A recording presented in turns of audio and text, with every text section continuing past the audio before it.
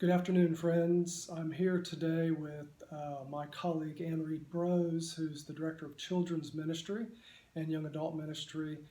And we've been reflecting on where we have seen God's movement in our midst and in the life of our community during these very hard times. I've asked Reid if she would share with us a scripture and maybe an example of where she has seen God working.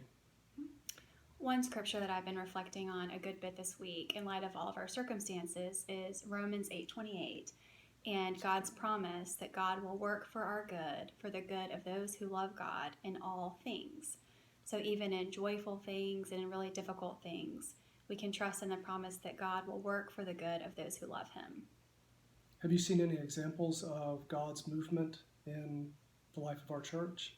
I have. One thing I would love to share is that just yesterday, I received a request from some of our outreach committee members who typically work with Food for Kids as volunteers. And a lot of our older adults don't need to be out and about doing that right now.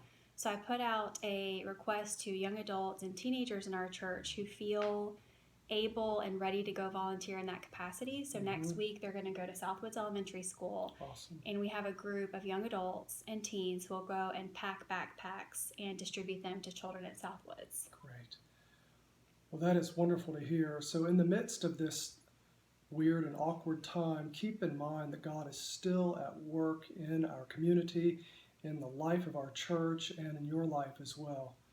Peace be with you. Remember that the Lord loves you.